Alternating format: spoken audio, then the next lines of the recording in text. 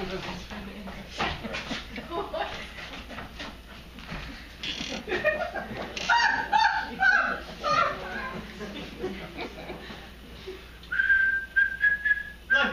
1935.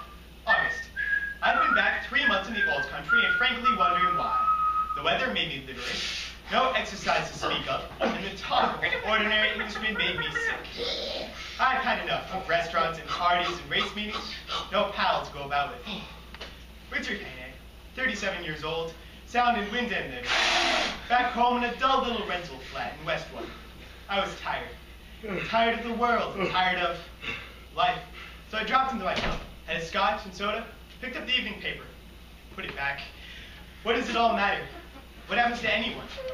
What happens to me? No one would miss me. I wouldn't miss me. I could quite easily just... And then I thought, wait a minute. Come on, Hannay. Pull yourself together, man. Find something to do, you bloody fool. Something mindless and trivial. Something utterly pointless. Something... I know, a West End show. That should do the trick. Have you ever felt as bored with life as Richard Hannay? Words of warning. Be careful what you wish for. Yes, for what happens next puts our hero, Richard Hannay, smack in the middle of a tale of intrigue, espionage, and murder, as he becomes the #1 suspect in the murder of a mysterious woman. Alfred Hitchcock's The 39 Steps, adapted for the stage by Patrick Barlow.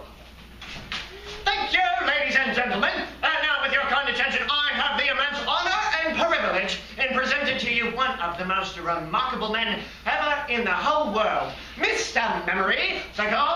Uncle, I shall now place myself in a state of mental readiness for this evening's performance and clear my inner being of all extrinsic and supernumerary material.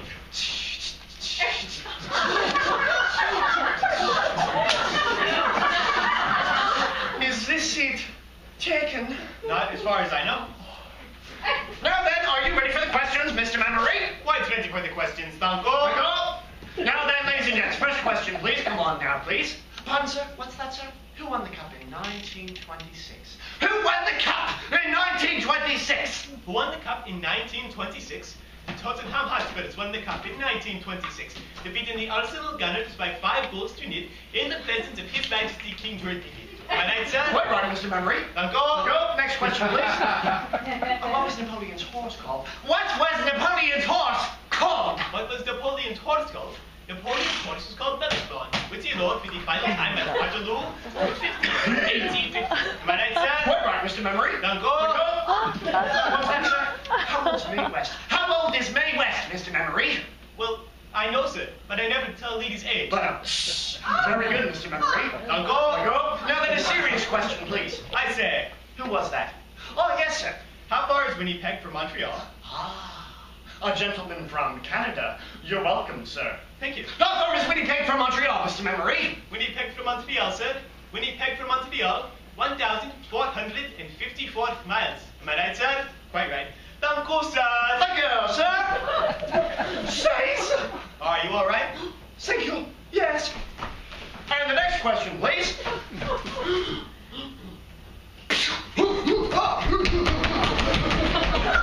May I come home with you? What's the big idea? Well, I'd like to. Oh, it's rather tricky at the moment. You see, I've got the decorators in it. Please, you have to. Well, it's your funeral. Never can find the switch, damn it. Turn it off, quickly. Scheiße. Blind. Sorry? Blind. Blind. Pull the blind. Oh, blind. Yes, of course. Oh, Sorry about that. now the light, Mr. Hannay. Right. Have a drink, why don't you? Oh, thank you. For you? Thank you. Mr. Hannay. How do you know my name? I saw it in the lobby. Ah, yes. Hello, there's a telephone. Don't answer it, please. Why not? Because I think it is for me. Please don't answer. Now look here. Yes? Am I allowed to know your name? You don't want to know my name. Don't I? Schmidt. Schmidt? Annabella Schmidt. So what's the story, Annabella Schmidt? Mr. Hannay. Yes. May I be very impertinent for a moment to last post on the courier? Of course. Do there, so. Hi. Oh, that would be wunderbar, thank you. Yes.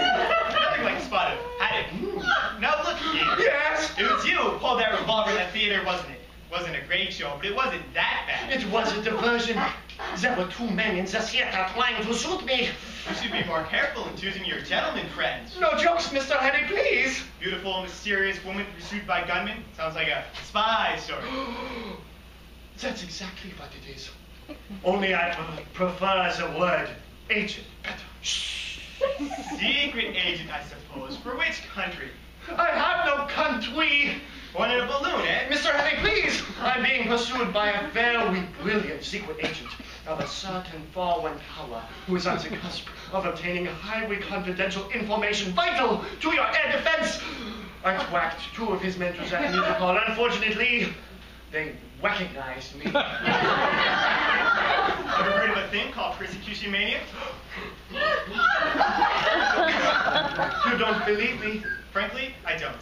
They are in the street this moment, beneath your English lamppost. Take a look, why don't you?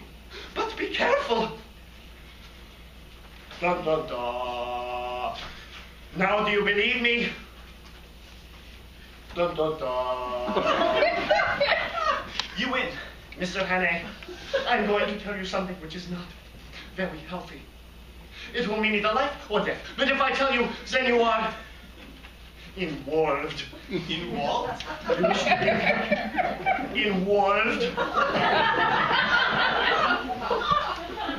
Dun, dun, dun. Tell me. Very well.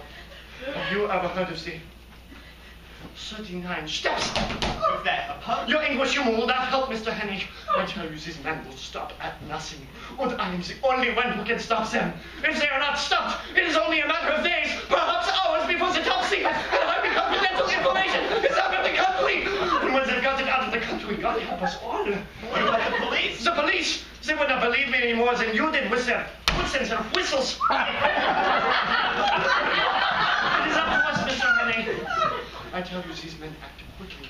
You do not know how clever their chief is. He has 8 dozen names. He can look like 100 people. But there was one thing he cannot disguise. This part of his whittle finger is missing. So if ever you should meet a man with no top joint there, be very careful of what you do. I'll remember that. Mr. Hannay. Richard. Richard. Yes? Yes, this night, please.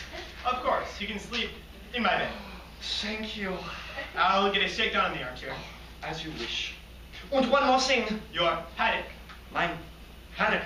Oh, I have rather lost the taste for haddock. No, I need Yes? a map of Scotland. Scotland? There was a man in Scotland who I must visit if anything is to be done. An Englishman. He lives in a big house. A big house. At a place called Balzac. I beg your pardon? Balzac. All day, sir. And the 39? Wing it in my home. Certainly. Good night. Richard. Good night, Annabelle.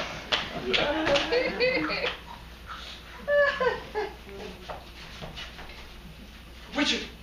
Annabelle? Oh, Richard. Richard. Now look here. You just breeze into my life from nowhere, get me all, involved. And well, to be quite frank, Oh, Richard. Richard. I am so very sorry. Richard. Yes? These men, they will stop at nothing. They act quickly. Quickly, I tell you. Now, there was no turning back. Oh, Richard.